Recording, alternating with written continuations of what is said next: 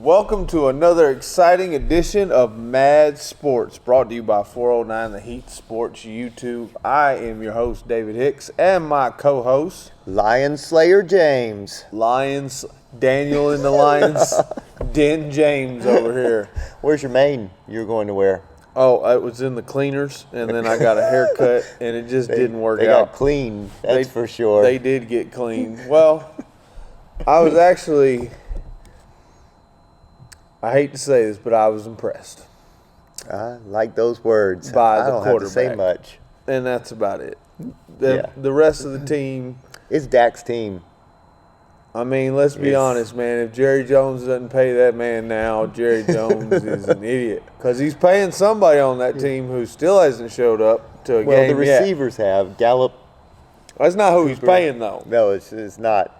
He's paying the highest running back in the league to not show up for games. Well, when he gave the Dak warm-up move in the end zone for a celebration, I gave you a clear indication of who's running the team, and it's Dak. It's not Zeke. Well, there was no more eating. Jerry Jones gave him the all Dak's money is what it looks like.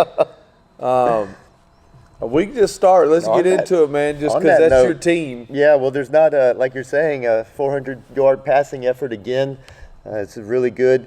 For the year, though, let's analyze where this places everything. We have Dak as the league's leading passing leader with 3,221 yards. Mm-hmm.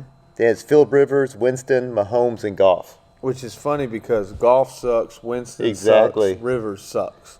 The only good quarterback on that list is Dak. And Mahomes. Then you've got Dak leading in passing yards per game, yards per pass attempt. Everyone that said he couldn't throw long, either his receivers can run really well or he's getting some long shots. It's 8.8 yards per pass. They're putting up, which all that leads to Dallas sitting as the number one ranked offense.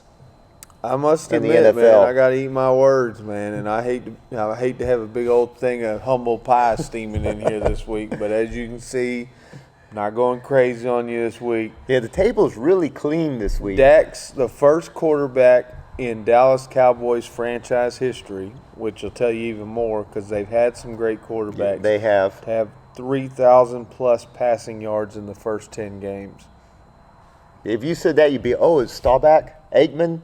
Maybe even Danny White. I thought they said Dak couldn't throw the ball. That's what I thought, too. He's inaccurate. He can't get the ball down the field. Well, something's happening because they're ranked number one. Number one in passing. I think we probably need to test him for performance-enhancing drugs because this isn't the same Dak as last year who couldn't complete the short pass. Exactly. He always had these highlight games where he'd throw for big yards, but just – out of nowhere, he's just become a really elite quarterback, and over the last couple games. Now, he would probably be higher in the MVP rankings, which we'll get into later this week, or later this show, excuse me. If he hadn't lost to the Jets. If he wouldn't have some of these losses on there.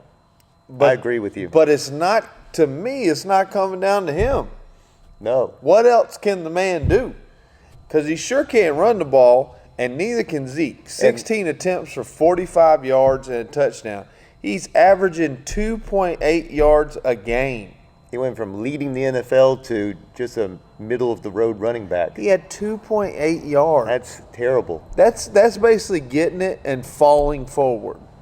You can almost fall forward for 2 yards. He's known for that, falling forward for 2 yards, which is a great trait at the end of a long run, not to tack on some bonus yards. Not when you get the ball. You don't want that to be the extent of your whole run. Michael Gallup had 9 receptions for 148 yards. Cobb had 4 receptions for 115 yards and a touchdown. The offense looks good except for the running game. Pollard's actually more explosive at this stage. He puts a foot in the ground, he cuts, and he's up the field. We don't see that explosiveness from Zeke at the moment. The problem is you paid Zeke all that money, so you've got to play him. Right? Right. Well, I'm hoping he's going to come around or something's going to happen. I don't know what's dysfunctional there, but something's not on track. I don't even want to really talk about it because Dallas won. But 35-27 to a Detroit team that didn't have Matthew Stafford. there's still pieces that you got to look at and be like, what's going on? Because it shouldn't have been that close. To me, Detroit was in that game the whole time. Well, next week's going to be the telltale game because you'll have the number 1 ranked offense versus the number 1 ranked defense in the Patriots. The Patriots are number 1, holding teams to 249.9 yards per game. That's followed by the 49ers, Bills, Broncos, and Chargers. And then, of course, you have Dallas sitting atop the best offense. And that's a big game for the Patriots, too, not only because it's a game on their schedule, but they hadn't played a lot of teams. Right. And the one team they really came up with, Baltimore, they lost. Exactly. So we'll get into that picks. Although they did put the Eagles away. They did put the Eagles away. Which a lot of people have the Eagles as a very talented team. A lot of us not so much. That's right. Exactly. We'll be right back with Mad Sports. We're going to get into our NFL recap. He's not near as happy as I thought he'd be, but it's been a long day probably for him. He's probably tired because he's been cheerleading ever since Sunday. We're focused on next week. That's what we're nervous about. It's Mad Sports.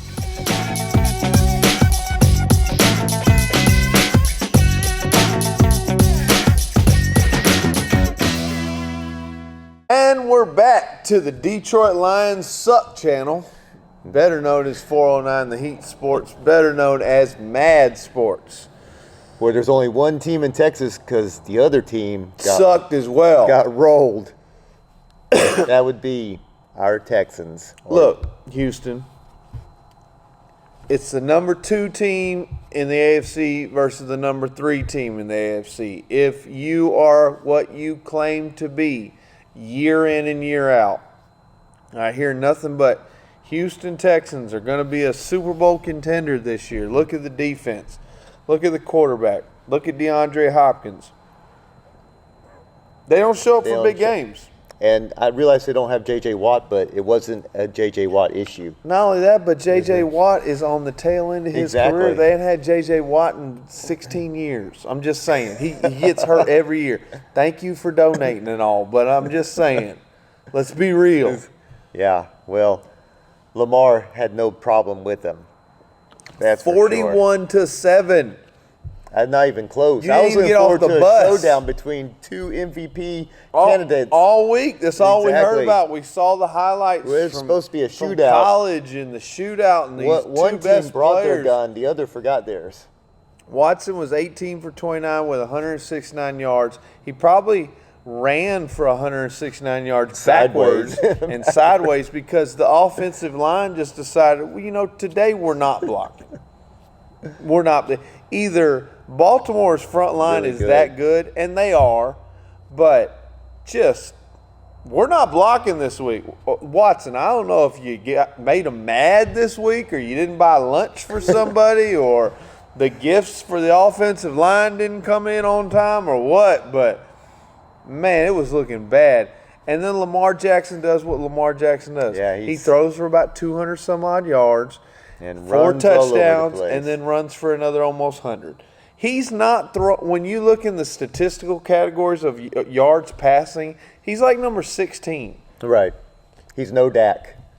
In the passing category. Oh, that's good. That was a good one. We'll get back to Lamar Jackson's bandwagon. I hope you can hear the crickets. That we added into that. Okay, so he's not an elite passer, so to speak, like yardage-wise, right? Like anybody else in the league, which your grandfather's extra large double T on that you sleep in. This is nostalgia. Yeah, it's something. It's 8X. You look like a 90s rapper going to an NBA game. Anyway, but he just is consistently throwing the ball well. Every game he makes a big play with his feet where no one can tackle him. He looks like a video game. Baltimore had 491 total yards to Houston's 232. They were 55% on third downs. Their time of possession was 36 minutes to Houston's 23.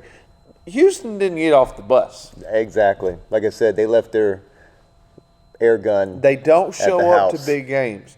And until you can show me that you're going to show up for big games, then it's going to be the same old Matt Schaub type of Texans that put up good enough numbers to be fifth in the AFC, maybe make the playoffs year after year.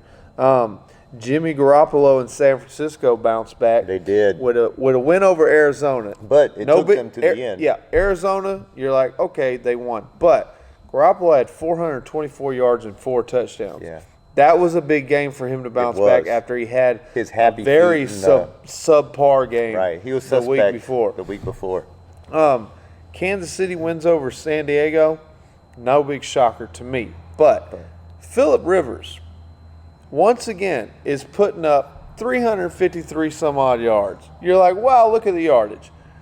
4 interceptions. Yeah, he forces some of those throws. 7 interceptions in the last 2 games. As long as he has been, they keep saying, oh, the defense fooled him. No. He shouldn't be getting fooled. He's trying to force some of those throws. And I don't know why, because, like you're saying, he's throwing it all over the place, and they had several chances to win that game. I feel like Phillip Rivers has been in the league since I was in college. I'm just saying, he's been in the league long enough to not put up interception games like this back-to-back. Exactly. Mahomes was 19 for 32, 182 yards.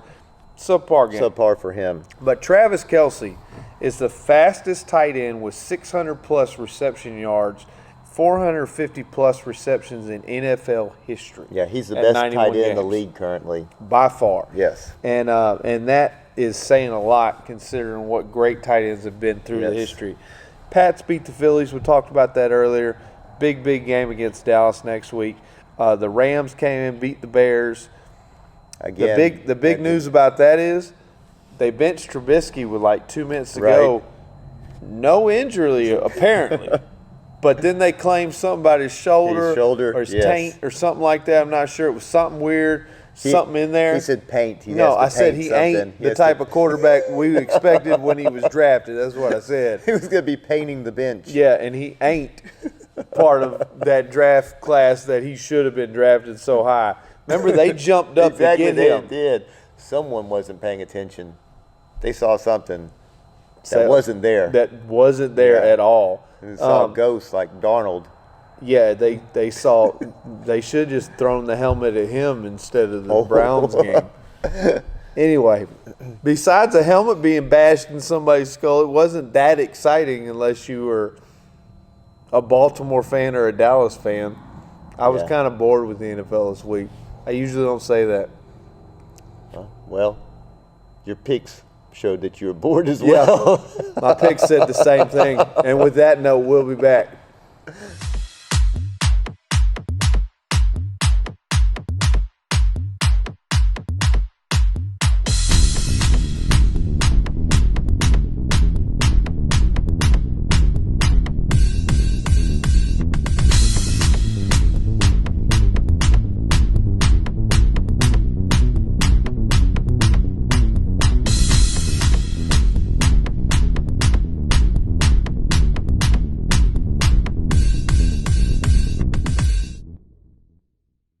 And we are back. Time for NFL picks. We know all 7 of you are really watching our picks closely to pick your games at home. But you should be, because compared to the rest of the experts, we're right there in the top 3.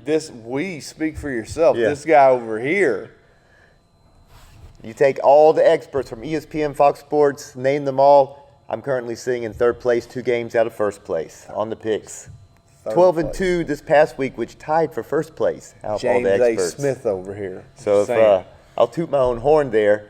If you're not watching and paying attention, you're missing out. So let's get it. I was getting closer and closer, and then I went from about 6 back to about 7-7 last week. 12 this past week. That's okay though. But here's your chance for redemption. So here we go. Probably not, because there's going to be a bunch of as did I's. Probably so. There are a couple of toss-ups on here though. But first game, Colts at Texans, Thursday night. You Texans just blew it. I'm going for Houston, and I'm picking Houston. But they've already lost to Indianapolis once. We've proven they don't show up in big games. And it's a primetime game. And if you know primetime history, they're going to do something stupid before the primetime game, like make varsity Letterman jackets or balloon animals or something stupid, because that's what the Texans organization do. Indianapolis Colts piñatas, something dumb. Well, as did Going for Houston. As did I. Did the same. And here's the key point for me is the Colts lost their running back. He's 5th in the league in rushing. Marlon Mack broke his hand. That's Texans' weakness is being run against, and so the Colts won't have that. So maybe that'll be. They don't have Andrew Luck either. They beat him last time. Yes. Well, Jacoby is no slouch. Yeah, Jacoby's brought it a little bit. I've been impressed by him. Let's go Houston. All right. Both going for Houston. Next game, Broncos at Bills. Broncos at the Bills. I always have them all out of order compared to you, and I don't know why. I'm going Buffalo. It's at Buffalo. Denver sucks. Enough said. As did I. Giants at Bears. I'm going Bears. Monsters of the Midway. As did I. Trubisky's down. Exactly. Anybody's better than Trubisky. Steelers at Bengals.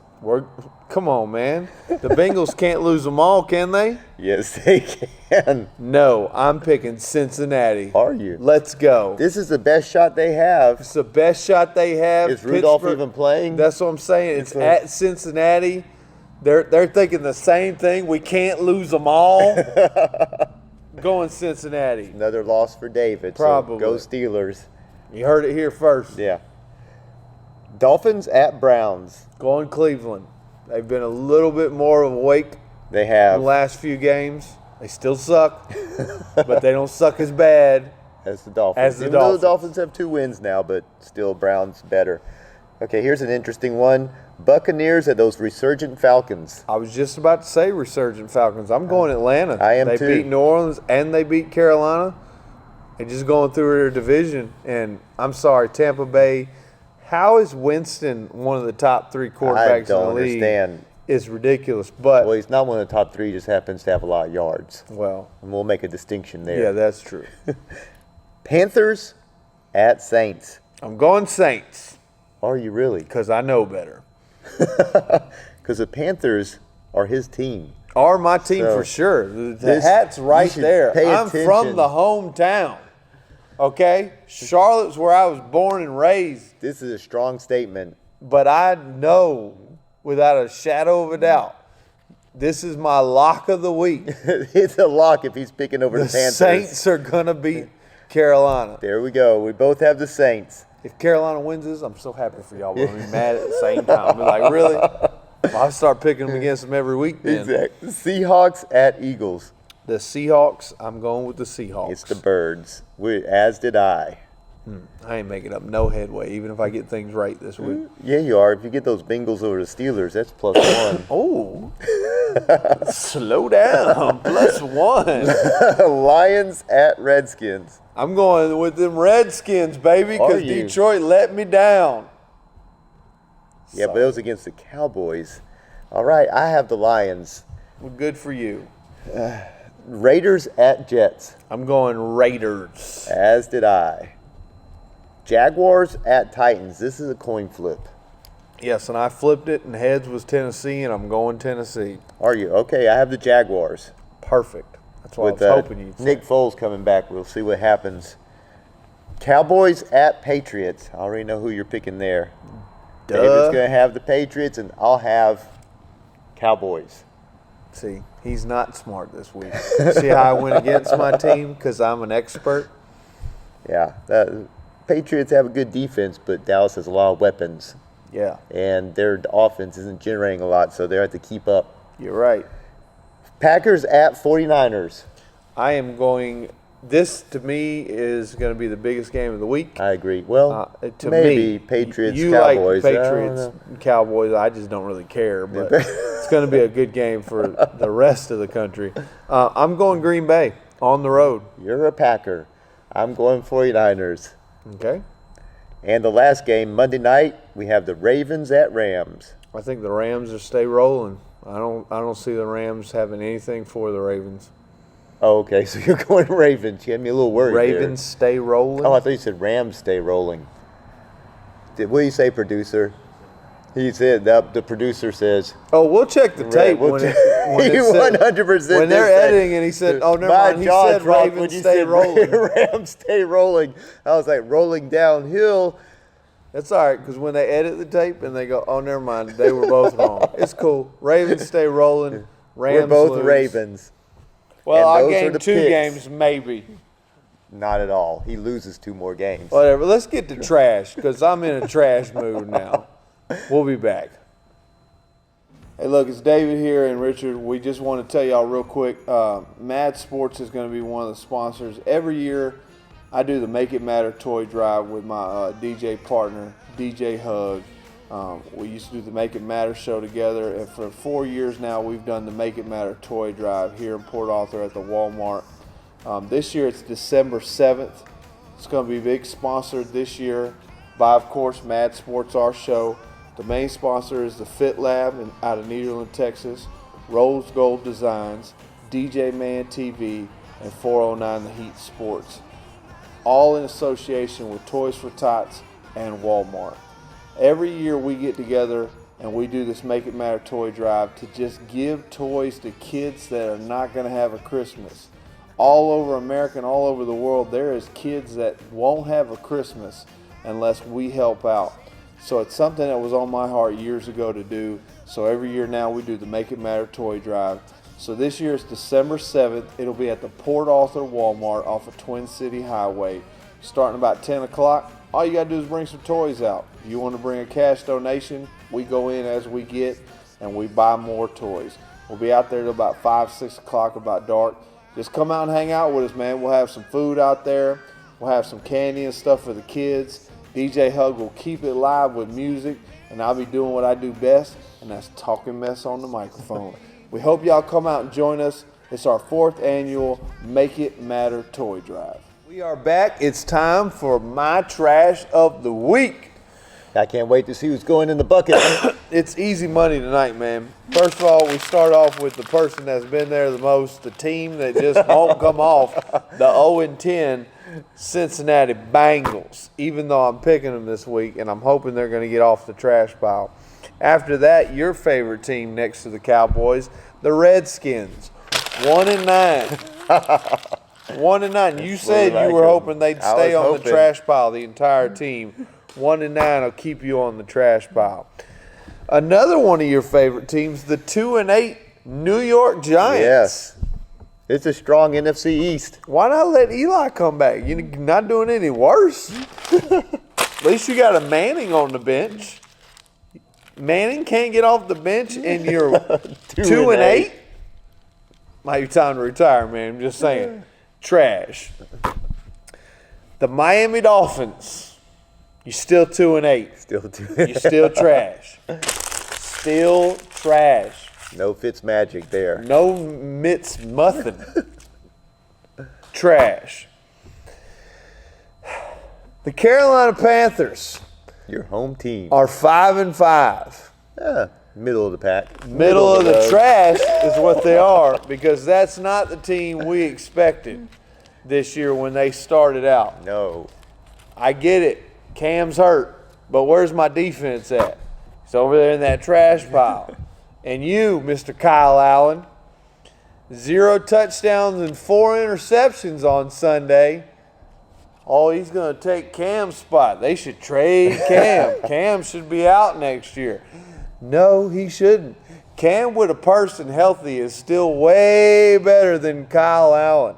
So, Kyle Allen, you are on the trash pile. Because since you had such a nice little start in the beginning, you've thrown 9 interceptions since week 8, which is the most in the NFL. And we've got Dak in the same league, so that just tells you.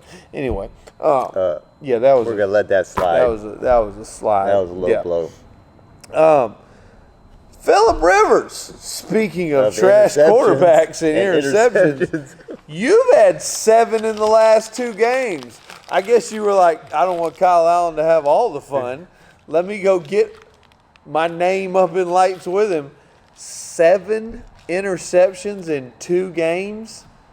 Usually when elite quarterbacks or good quarterbacks have a bad, 3 or 4 interception game, they come back and have a strong He just likes to spread it around. Yeah, he likes to spread his interceptions to the other team, and that's why he ended up on the trash pile. Now, let me take a little cold drink of water so I can get ready for this last trash. It's a short trash of the week. Colin Kaepernick, I don't consider you trash. I consider what you did and taking the knee. I respect you for the stance you took. In fact, veterans in my own family who fought for this great country said, we fought so a man like that can take a knee and stand up, so to speak, for what he believes in. I understand the reason you took the knee.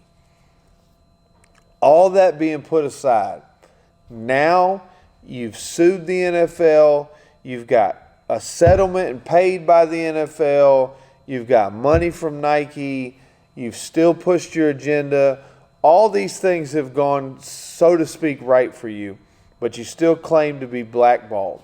You and Eric Reed, who is up in arms about how the league has blackballed you, and that's his brother and his ride or die, and the man this and jigaboo that and all that to Stephen A. Smith, and Eric Reed's all upset with the league, but he's still getting a paycheck from that same league, and I should throw him on the trash pile too, but I don't want to attack him personally because I don't know the man. But Cap, if it was about playing in the league, playing the game that you love, playing the game that you worked your entire life for to play, would you have not showed up Saturday to that workout? If the waiver wasn't right, you worked that out. I get it. Fine print. NFL, you don't trust them. There's a lot of other, players in the league who haven't trusted the NFL throughout the years. I totally get that. But Jay-Z went to bat for you. A lot of other people went to bat for you to get you this opportunity. The league not only shielded the other NFL teams because the league took this on themselves. Because if the NFL teams work you out separately and then don't sign Kaepernick, they're under scrutiny because then they're considered blackball or racist or whatever the overtones that will be thrown around on the news and on social media. So the league themselves put it on them and said, look, we'll take the brunt of this. We'll do a full workout for everybody. Anybody wants to show up. 20 teams show up to this workout. And 3 hours before, you switch the workout because you can't have the media, you can't have your people film for it. Now there's rumors that Nike was there and they're actually going to film a commercial at the workout. It's kind of why you had the speech you had. That's why when they show up to the high school, there's people in the stands with Kaepernick jerseys and Kaepernick wear for the Nike brand. We'll see if that came about and if that comes true. And if all that's a part of it, then Cap, your actions are trash because you don't want to play in the NFL. If you really were about, I want my job back to play in the NFL, you would have made it as easy as possible. Doesn't mean you couldn't have moved the venue. But 3 hours before you're supposed to show up, that's like saying I got a wedding, but, we got like 20 minutes. Yeah, I'm finna move the wedding to this other church because I don't like the way the bride, whatever, bad analogy, but you know what I mean? Right. I mean, it just doesn't make sense to me. If it was about playing in the NFL again, as you claim it was, then you said, I've been trying for 3 years. If I'm trying to get a job with somebody for 3 years and they finally give me an opportunity and they say, look, we're going to meet at this place and we're going to do an interview. You think I can call that people up and go, you know what? Doesn't work for me. 3 hours before that interview, said, we're going to interview over here. And my people need to be there. You're not hired. You're not hired. Not only that, I can't then tell those people who are trying to hire me, tell your bosses, don't be scared of me. Come on. You go in, I tell kids all the time and youngsters, if you want the job, you go in, put on a collared shirt, maybe a tie, clean shaven. You look the part, you go in. Now, did he need to come in, yes, a master, and bow? No, and that's the problem. Social media the news, all these different people are saying, well, that's what the NFL wanted. No, that's not what the NFL wanted. We've made this bigger than the game. Right. Sounds like he's playing the NFL rather than wanting to play in the NFL. And now the problem is nobody remembers why you took that knee. And in the beginning, you took that knee for a reason. But people can't remember that reason anymore because of all the circus you've made around that reason. Now it's all about you switching venues, you don't want to sign a waiver, this, that, and the other. And your whole cause is gone. So for that, you and your actions, not you personally, but your actions are on my trash pile. I wish you the best. I really want to see a comeback story of Kaepernick getting back in the league and lighting it up and being a good quarterback. Maybe even elite. But this isn't the way you get it done. And even Stephen A. Smith said he believes if he would have came in there and done what he's supposed to do, afterwards just said, hey, thank you for the opportunity. We'll see what happens. And left it at that, he might have been playing for somebody or signed within the next 2 weeks. Oh, yes. Instead, he shows up with a Kunta Kinte shirt on because he wants everybody to know that he was afflicted, that he was persecuted. Man, you don't know persecution, millionaire. I'm just saying, you're on my trash pile. That's Trash of the Week. If you need to reach me at Instagram, it's Mr. Mad Sports Show. We'll see you in the next segment.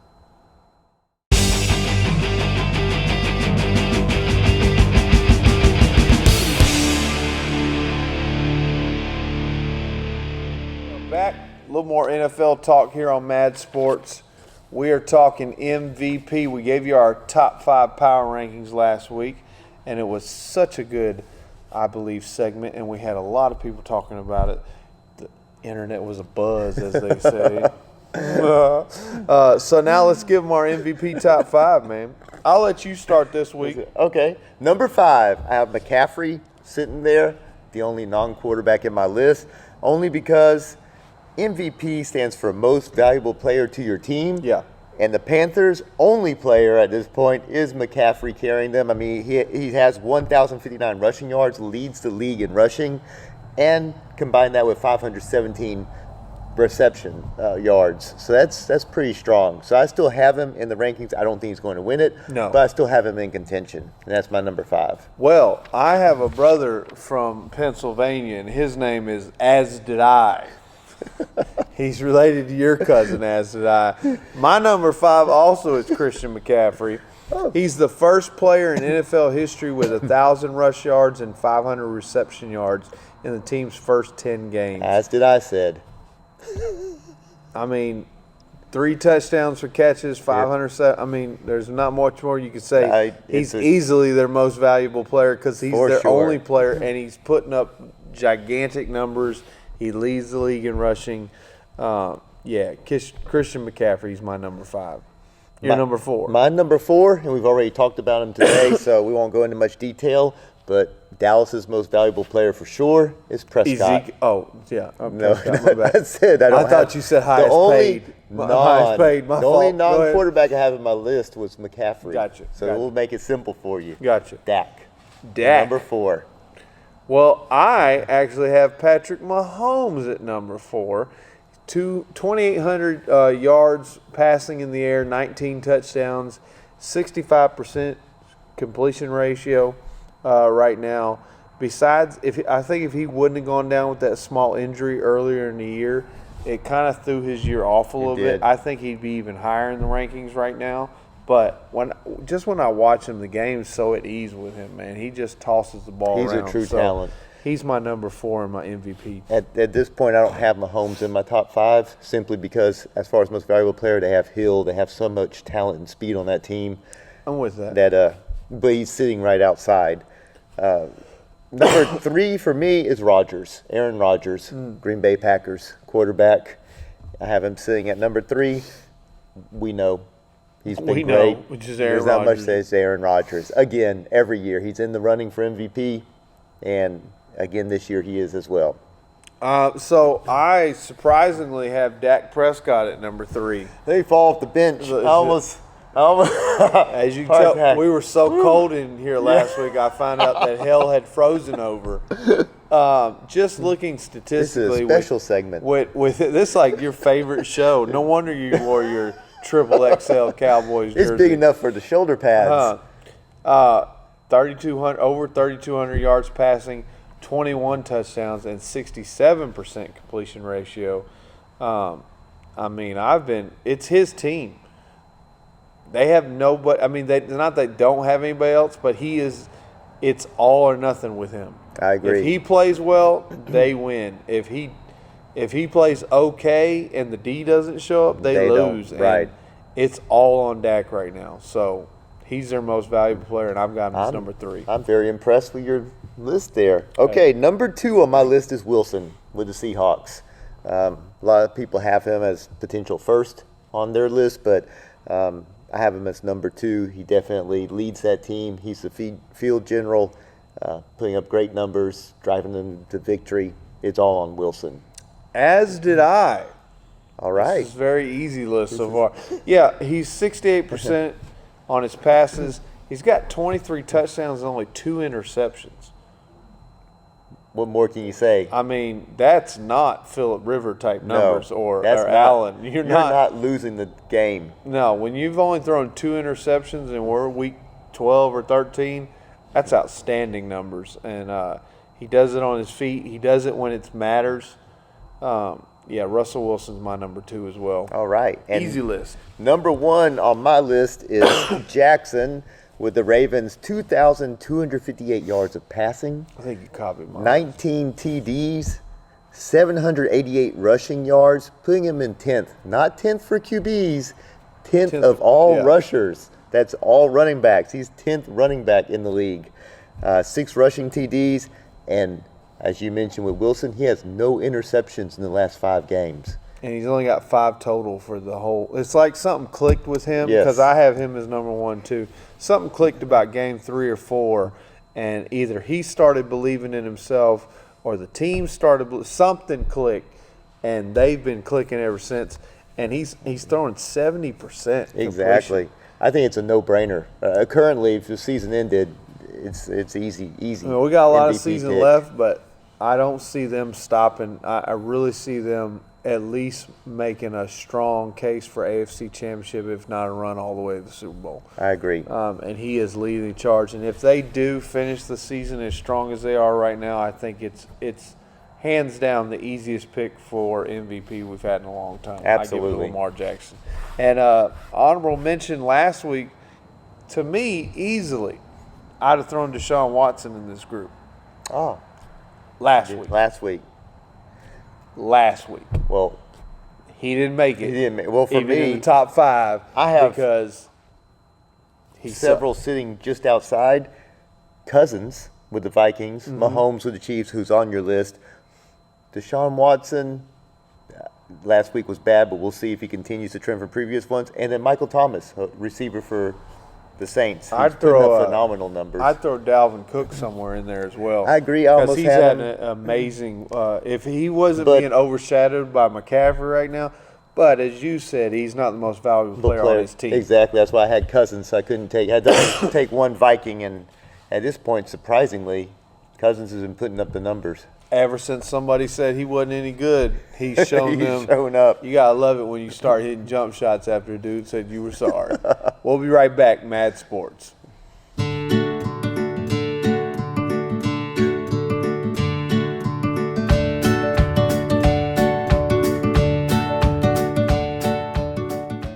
We are back, Mad Sports, talking a little college football. Wasn't a huge week for college football, but I've been enjoying the college football season so far. As did I. To me, the biggest news out of the entire week is Tua's gone.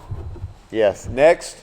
Exactly. Is this the year Alabama doesn't go to the Final Four? Last week I was a little worried about the ranking having Alabama sitting right outside the top 4. Now with Tua gone, I think it's may come out that way. But my one concern with the top 4 is Ohio. I realize they're blowing everyone out, but they haven't played anybody. So this weekend, we finally get to see them play Penn State, a ranked opponent. Yep. And then they have Michigan the next week. So these Michigan's next 2 been weeks, on a little roll. Exactly. The last few so weeks. This will solidify things for Ohio State in my book, because at this point, even though they're blowing out Rutgers and teams like that, I can't say, oh, they definitely should be there, but we'll see. And then we'll have the SEC championship will probably be Georgia versus LSU. Yeah. So that'll be another opportunity where Alabama could sneak in, depending on how this. So if Georgia, let's say everything finishes the way it does, and Georgia stays with one loss, and then they beat LSU in that SEC championship, does LSU then not make the top 4 in your opinion? Depends how big of a loss it is. Let's say it's 3 points. Let's say it's 3 Final points. kick of the game. Then I don't think they slide out of the top 4. They may drop the 4th. Georgia climb up a little bit. It depends how Ohio does in these next 2 weeks as well. I don't know what to say about Clemson. They're there. I mean, there's Clemson no one to me is that same thing with Ohio just, State. right. They don't play anybody. They're just sitting ACC there. is trash. Exactly. It's not like when an ACC year where Virginia Tech's good, Carolina's an okay team, Florida State's a dominant team, Miami's a dominant team. Nobody's really good this year. So, but Clemson keeps beating everybody. Exactly. Same thing with Ohio. So Ohio and Clemson are question marks to me still. Georgia, LSU, Alabama. Alabama now is going to come down to a quarterback performance come in these next weeks. So we'll see. Plus, you still have a team like Oklahoma is only a one-loss team. I mean, there's a bunch of little one-loss teams all the way down where a win here, Oregon, these little wins could add up to jump somebody. But we've seen it in years past. Does an Oregon with one loss jump a SEC team? Probably not. Loss, no. Yeah. And so strength of schedule. Minnesota was undefeated, not anymore. Iowa upset it, undefeated Minnesota.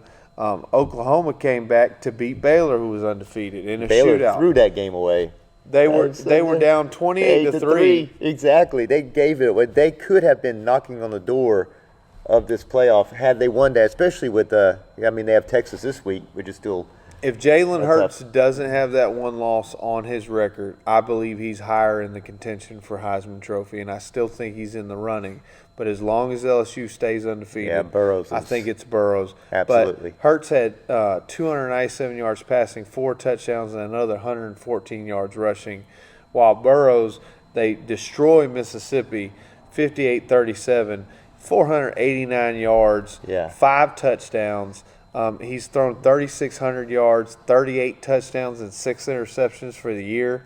That's just. I did not predict him being this good. No, and it's that new offense. It's the new offensive coordinator. But like you said, big game, Ohio State and Penn State. And then there's 2 weeks left. Right. And there's big games this week and next for a lot of these one-loss teams. So Alabama's still sitting on the outside. Exactly. So what we're saying is they've lost Tua. Stay tuned and watch. At this point, there's nothing more we can do. Exactly. They've lost Tua, but at the same time, there's some other 5-star recruit right behind it. It's Alabama. Exactly, it's Alabama. Who could probably start for 100 colleges out there. Right. So, let's get into the NBA a little bit. The big news really in the NBA is I picked the Dallas Mavericks to go to the playoffs, and all the experts today on ESPN said nobody before the season picked it.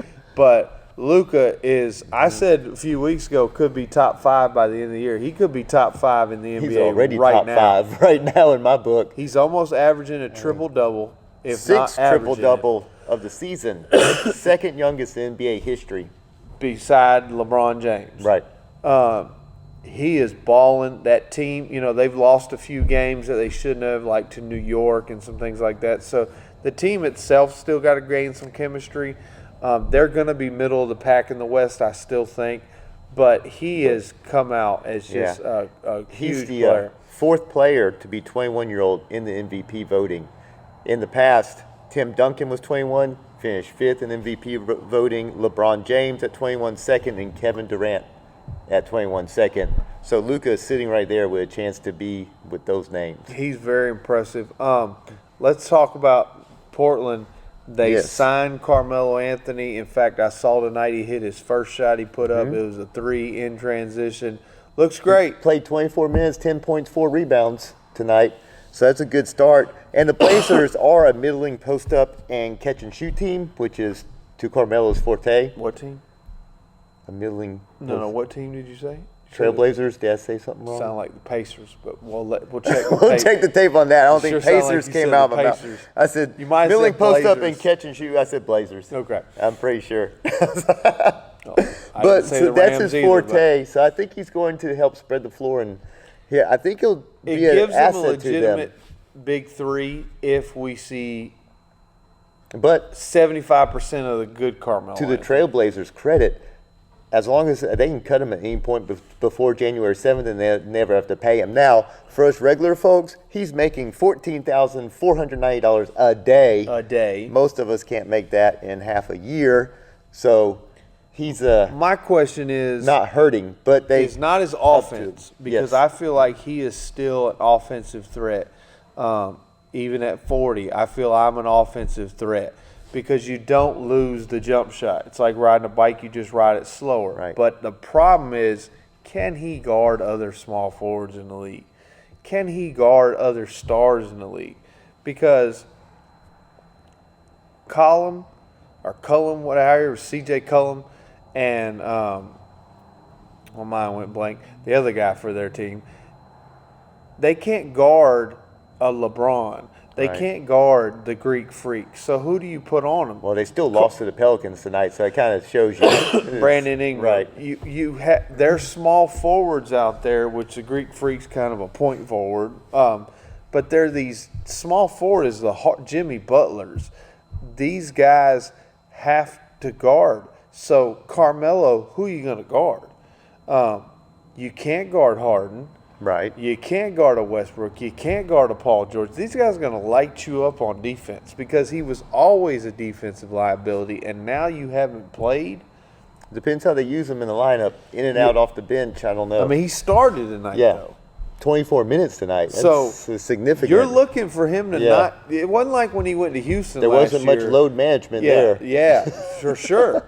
And it wasn't like when you were with Houston last year where you knew I'm coming off the bench, I need to play my role. He's coming in to be a star for them and to be that third guy that could come. Right. Now, Speaking of Houston.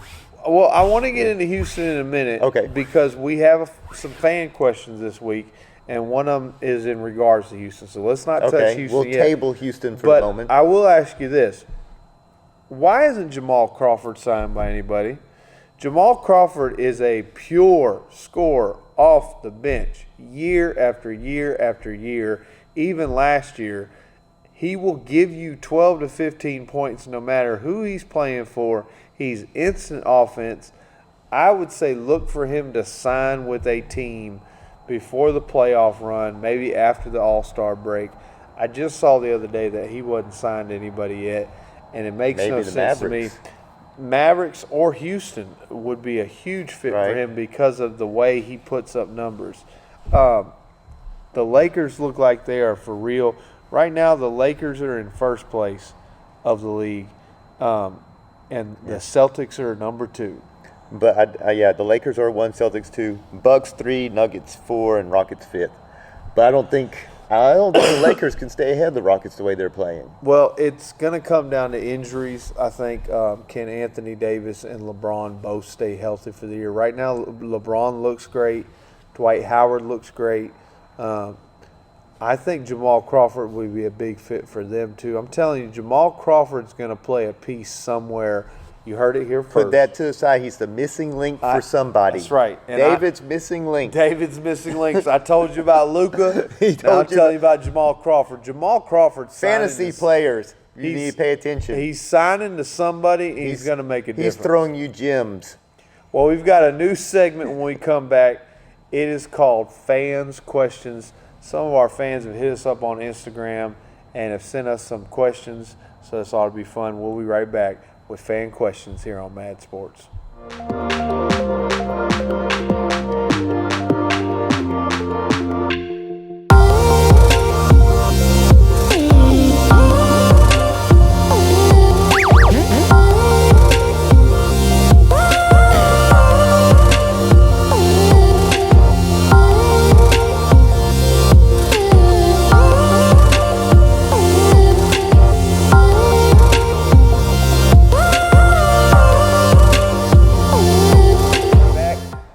Sports. It's a new segment we have this week, fan questions. If you want to send us a question, you can reach out to our Instagram, Mad Sports Show. Just send us a message or send us a tweet, Mad Sports Show, and we will get your questions on the air. Our first question is from Brooklyn from Houston, Texas. She asks, is James Harden the best basketball player in the NBA right now? Best scoring player in the NBA, but I still like Luka, who you mentioned. I will say this, James Harden has put the points up. He's 39.2 average, 8 straight games of 36-plus points. That's impressive, but he does have some help. I mean, Chip Capella coming back off the concussion protocol. Chip Capella? Yeah. Clint Capella. Clint Capella. Yeah. I need my reading glasses. Mark that on the tape. Chip Capella. That's Clint's brother, Chip. He's chipping away at the basket. Their adopted white student from Zimbabwe, Chip Capella. Go ahead. He has his 5th career 20-point, 20-rebound outing. Yeah. First Rockets player since Elvin Hayes in 1971. And for people that don't know, Elvin Hayes is the 10th all-time leading scorer in the NBA. Yeah, I was impressed with the 20 rebounds. And Elvin Hayes was at that game to witness that. I have to tell Brooklyn from Houston, Texas, I don't think James Harden is the best basketball player in the NBA, but he is definitely the best scorer exactly in the NBA what I right said. now. I agree. I agree with you. He's not only averaging 39 points a game, he's also averaging over 5 rebounds and over 7 assists. So for people that's just saying he's scoring, he's probably top 3, in my opinion, of the league right now.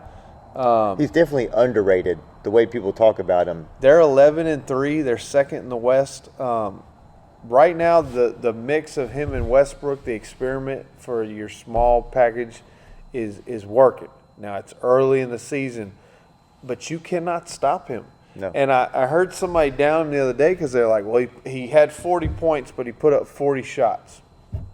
Yes. Well, stop him. That's too many shots. I totally get it. But Westbrook wasn't playing that game. Gordon is hurt and wasn't playing that game. And Tucker was out that game. So 3 of your main guys were out that game. I expect you to put up 40 shots. And you got 40, and they won. They won. So not only that, winning, but as a shooter myself, and that's pretty much the only thing I can do anymore, and that's the only thing I've ever been good at is shooting the ball. To put up 40 shots in a night, your arms are jello.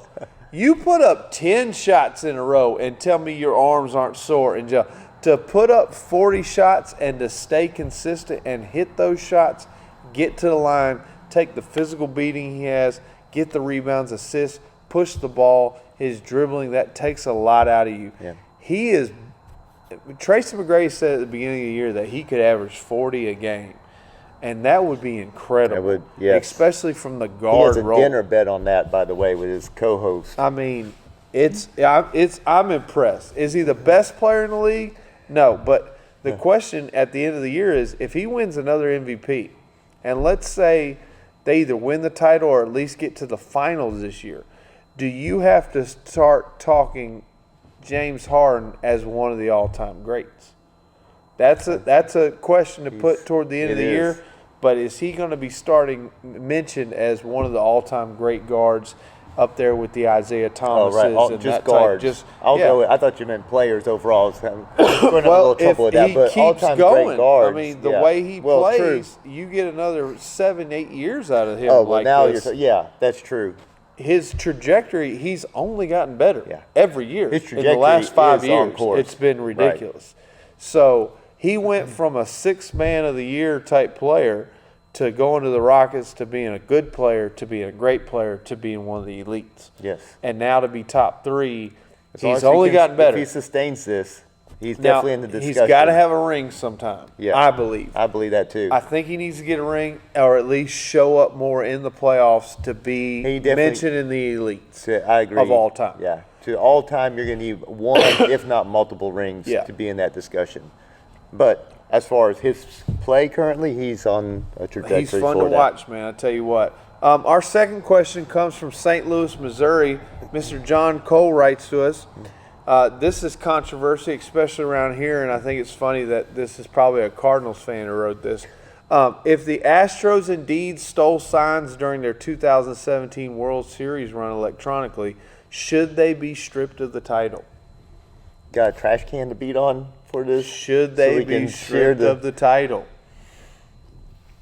Did the Patriots get stripped with the Deflategate? If they were proven to steal signs. It happens with flat out proven. It happens with all the teams. But if it's flat out proven that they stole them and it was done electronically and more people knew about it and if all this comes out and it's proven fact, should they be stripped of the title? I don't even watch baseball. I don't either. But John Cole from St. Louis wants to know, man. Should they be stripped of the title? Morally, ethically, it would probably be the right thing to do. But and would the set Major League ever do something? But I don't see the Major League doing that.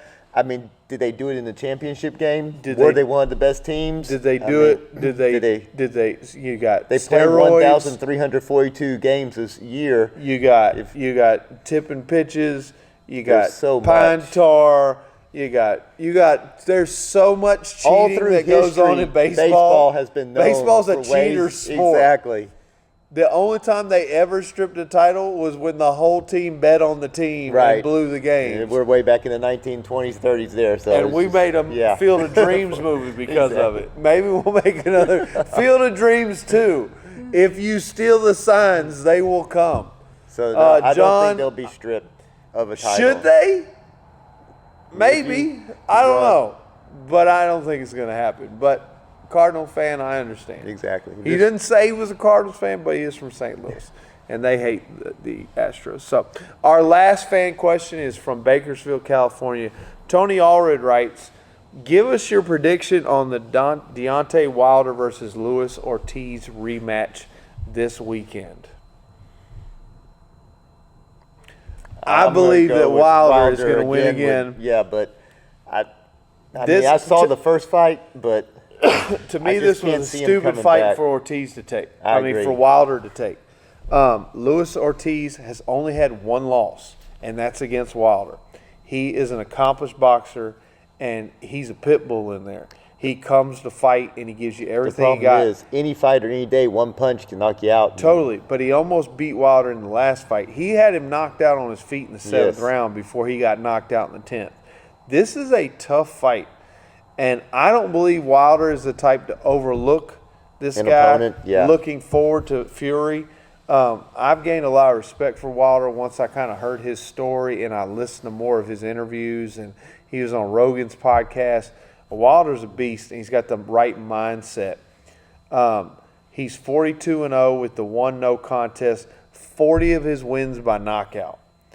It is crazy how powerful he is. You better he hopes he knocks Ortiz out so he can not get beat up too much. Because Ortiz is a killer in that ring. You don't want to take a lot of punishment before the Fury fight. It's going to be a tough fight. Do I see Ortiz getting the victory? No. But I wouldn't have saw Ruiz beating Joshua either. Yeah, anything can happen. Caught in an armbar, some type of hold. I mean, anything can happen. Well, they're not going to get caught in an armbar because it's a boxing match. But I'm falling asleep on the set. But a knockout punch can happen at any moment. Little tink. Yeah. So, Tony, his prediction is armbar in the 3rd round. My prediction is knockout by the 5th round. That's our fan questions. If you want to reach us, hit us on Instagram at Mad Sports Show or message us on Twitter and send your questions in, and maybe they'll make the show. We'll be right back with Richard Rants if he's awake for the next segment.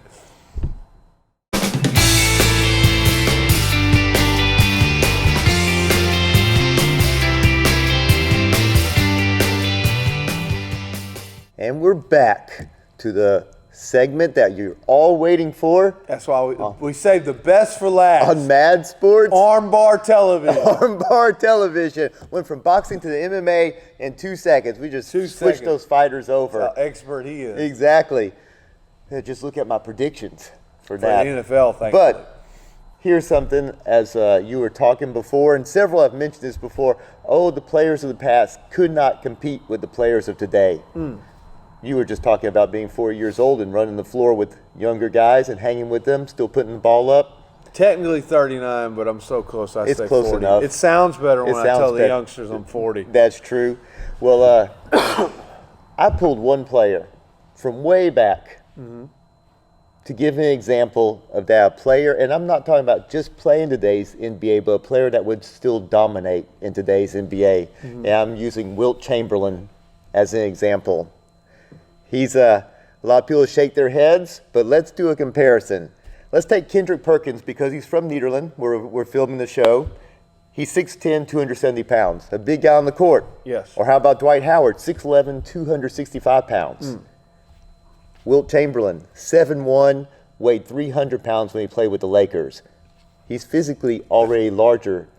And might I add, look at any pictures of Wilt Chamberlain. He did not look 300 pounds. Right. He was a slender, built 300. Exactly. This ain't Shaq 300. This is. And to that point, he was a track and field star in college. So he could move. That's ridiculous. 48-inch vertical, 500-pound bench press, a physical specimen. You're telling me a guy with those attributes could not play and 10,000 women. He can hang in any sport. Just say it. Let's go. I wasn't going there, Wilt. Well, I will. He won't hear this anyway. Go ahead. Sorry. Facts. He played against, and then you have everyone that says, oh, well, he played against a bunch of short guys out there. No, in his career, he played against at least 25 players who stood at 6'10" or taller and dominated. We have people like Bill Russell out there and just dominated them. Then you go, okay, could he hang with today's players?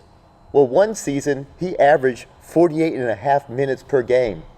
A regular game's only 48 minutes long. That's not load management. That's not load management by today's standards. So there's that track and field experience. He has the stamina, he has the strength, he has the physical attributes to be there. I can't name an NBA player today that has all those attributes that you put together. The height, the weight, the strength, the agility, the stamina, they're all in load management, playing one game a week. Man. 2 minutes, I'm tired, coach, pull me out.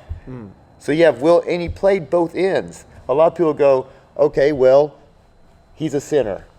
Well, he shot from everywhere. He had an amazing, a deadly fadeaway jumper and a great finger roll. He was dominant defender and shot blocker.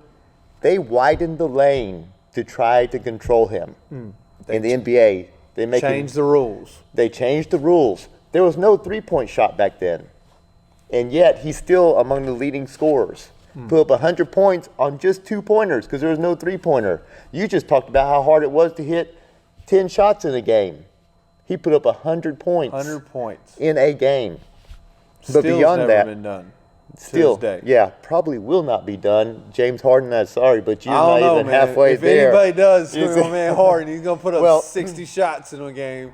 Harden, as good as he's doing, Wilt Chamberlain had a season where he averaged 50.4 points per game. It's nuts. And 27.2 rebounds per game. That's dominating. Then you go, okay, so he could score and dominate. Well, he was doing that, and then he was asked to try to help the teams go to NBA championships. So then he led the league in assists. Crazy. I mean, he's done everything. Here, I'll share a few stats just to back this up, just because they're fun. But we have games played, 1,045. He had a 14-year career. 23,924 rebounds. Points per game, 30.1. Ties Jordan, and that was with no three-point line, as mentioned. And over the second half of his career, he went and gave more assists. So the first half of his career, he was at 31.4 per game, and then second half, 13.6 as far as field goals attempted. So that shows you a huge difference. To give you a comparison, James Harden has attempted 25.4 this year and 16.4 for his career. So on fewer attempts by Wilt Chamberlain in the past, he still put up more points. Another comparison is 62.1% from the floor for Wilt Chamberlain. James Harden, 42.5% from the floor. I don't think they've changed the height of the basket or where you shoot from the floor. So Wilt Chamberlain's more accurate. He couldn't do that now, standing over, 4 or 5 inches taller than everybody at 7 feet 1. Pounds, and he's athletic. And he's athletic. He led the league in made free throws twice. Shaq, take note. Can't hit free throws except when it counted, according to Shaq. He led the league in field goals and field goals attempted 7 times. Minutes played, he led the league 8 times. So I don't see a weakness here. I'd take him on my team. Oh, for sure. And I'm leaving out a ton of stats. He's the only player to put up a double, triple-double. 22 points, 25 rebounds, 21 assists, and a quadruple double-double. No one else has done that. 40 points and 40 rebounds. That's and incredible. He did it 5 times, not just once. So those are just a few. In 1968 is when he led the league in assists. But I could take you. You're a good player. Put you with several guys. Our producer over here, he plays well. Y'all go play a junior high team and see if you can put up the stats that Wilt Chamberlain had in his games. That's a bet. Let's set it up. P&G Middle School. I don't think you can. I'm down. P&G Middle School, bring it. Within the time frame, Yeah. I don't see you putting up 100 for sure. 50, questionable. It's still tough. No Yeah. matter what, it's tough. The It's- numbers he put up are insane. It's that argument of well, they couldn't play in this era, they couldn't play in that league. I would more, to me, the argument goes backwards a lot harder than it goes forwards. To me, there's great players that played back then who could play now. To me, the great players now, could they go back and play then? That's a good when question. the game was more physical. Right. Because I'm sorry, but Steph Curry's one of my favorite players, but Shaq says it all the time. A guy's on a roll, he's hit 6 threes in your face, and then he strolls down the lane for a one-handed floater. Rodman's putting him on his butt. Exactly. Horace Grant's putting him on his butt. Shaq's blocking you a hard foul. But who's putting Wilt Chamberlain on his butt? That's what I'm saying. So going forward, Right. they play a different game. I see it all the time at recs and leagues and different things now. They don't play the same physical game. Yeah, they're more athletic, but they don't take the physicalness of it. So to me, it's can those guys go back, I think is a better question sometimes. But without a doubt, I got to agree with you, man. Richard Rant, that's one I totally agree with. That's it. Wilt Chamberlain can play in any era, no matter on the court or off the court for that matter, ladies. And on that note, we're going to call it a show. Remember, our toy drive is coming up. We'll have a small commercial segment sometime in this show about it. Remember, it's December 7th. And join us again next week for Mad Sports. If you want to leave us a comment, concern, a complaint, or a question, you can reach us at Mad Sports Show on Twitter or on Instagram.